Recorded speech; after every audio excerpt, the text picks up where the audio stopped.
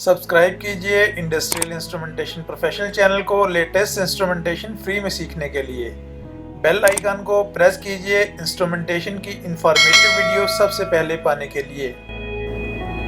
अस्सलाम वालेकुम professionals, industrial instrumentation professional के यूट्यूब प्लेटफॉर्म से हम आपको इस नई वीडियो में खुशामदीद कहते हैं।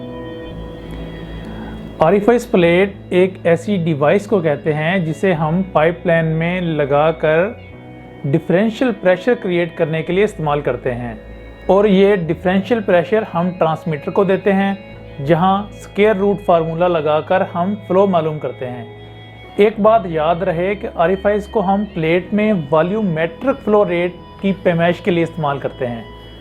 ऑरिफिस प्लेट बर्नौली प्रिंसिपल पर काम करती है। डैनियल बर्नौली मैथ और फिजिक्स का एक साइंसदान था। उसने पाइप में जो फ्लूइड फ्लो करता है, इसमें प्रेशर और स्पीड का जो डायरेक्ट रिलेशनशिप है वो डिस्कवर किया था, जिसे हम एक फार्मूले के ज़रिए जानते हैं। इसे हम बर्नौली इक्वेशन कहते हैं। बर्नौली इक्वेशन के बारे में अगर आप मज़ीद डीपली जानना चाहते हैं तो यूट्यूब पे ऑलरेडी बहुत सी वीडियोस मौजूद हैं। आप यूट्यूब पे बर्नौली इक्वेशन सर्च करके डीपली जान सकते हैं कि पाइपलाइन में प्रेशर और स्पीड के रिलेशनशिप को कैसे बनाया गया है। यहाँ पर इस रिलेशनशिप को अगर डिफ़ाइन करना शुरू कर दिया तो फिज़िक्स का नया चैप्टर खुल जाएगा और इंस्ट्रूमेंटेशन बीच में रह जाएगी। जबकि इंस्ट्रूमेंटेशन फील्ड खुद इल्म का एक समंदर है।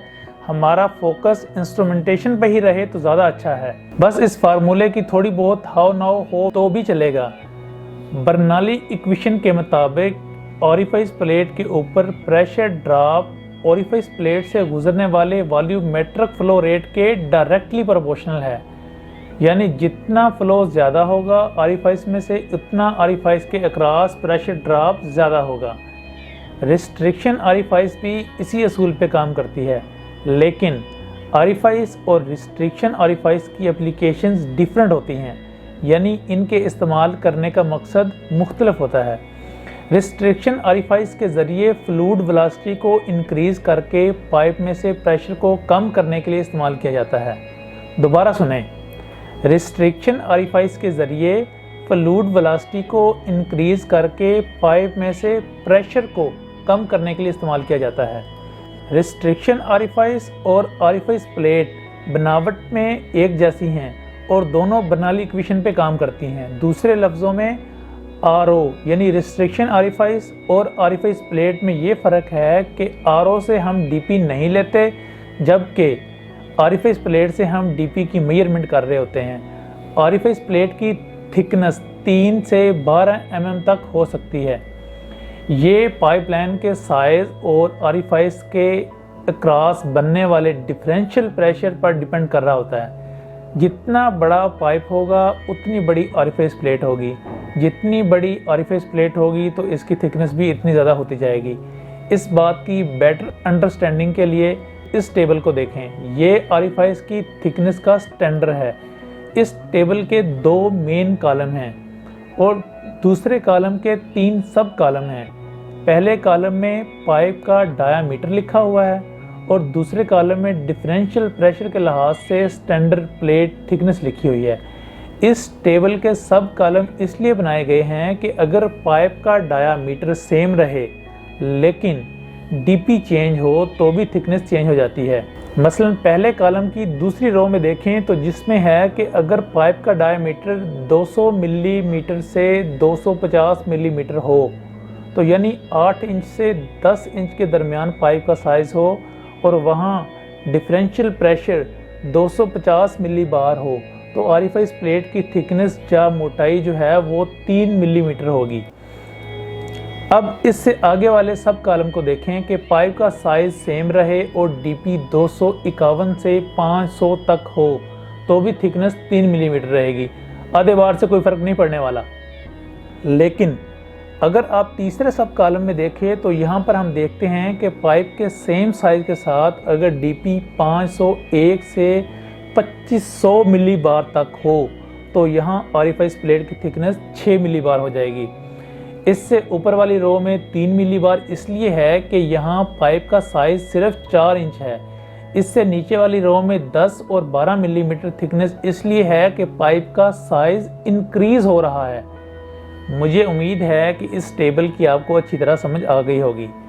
आमतौर पर आरिफाइस प्लेट एसएस यानी स्टेनलेस स्टील की बनाई जाती है, लेकिन इसके अलावा मोनल, ये अलाइड टाइप मटेरियल होता है मोनल जो है। दूसरे नंबर पर निकल, आम लोहा, शीशा और प्लास्टिक वगैरह की भी बनाई जाती हैं।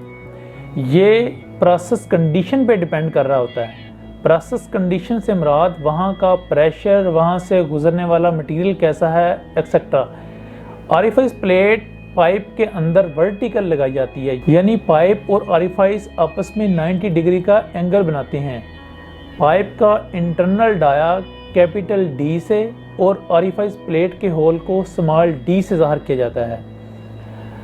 आरिफाइस प्लेट की मज़ीद तफसील में जाने से पहले वो फैक्टर नोट कर लें जिनका इफेक्ट फ़्लो पर होता है, और जब भी आरिफाइस प्लेट का फ़्लो के सिलसिले में इंटरनल होल कैलकुलेट किया जाता है तो इन फैक्टर्स को हर सूरत कैलकुलेशन करते हुए कंसीडर किया जाता है, क्योंकि इनका बहुत बड़ा रोल है। इन फैक्टर्स का मैं नाम बता देता हूँ। इनमें viscosity, velocity, Reynold number, vena contracta point, beta ratio, weep hole, vent hole, drain hole शामिल है, जिनमें से विस्कोसिटी, फ्लो वेलोसिटी और रेनॉल्ट नंबर पर हम पहले ही तफसील से वीडियो बना चुके हैं।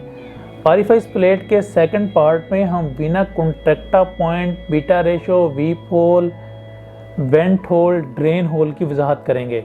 आरिफाइस प्लेट फ्लो का बहुत ही अहम प्राइमरी एलिमेंट है, इसे तफसील से समझना बहुत ज़रूरी है। आरिफाइस की मुकम्मल वजाहत करने के लिए हम 4 या 5 पार्ट बनाएंगे, जिनमें हम आरिफाइस की टाइप्स, सीनियर आरिफाइस और जूनियर आरिफाइस प्लेट में क्या फ़र्क होता है, और ये सीनियर और जूनियर आरिफाइस प्लेट्स होती क्या हैं, और आरिफाइस के मुतल्लिक इंटरव्यू में पूछे जाने वाले तमाम सवालात को डिस्कस करेंगे। वीडियो को लाइक और वीडियो के नीचे कमेंट के ज़रिए हमें फीडबैक ज़रूर दें। अगर अभी तक आपने चैनल हमारा सब्सक्राइब नहीं किया तो चैनल को सब्सक्राइब कर लें।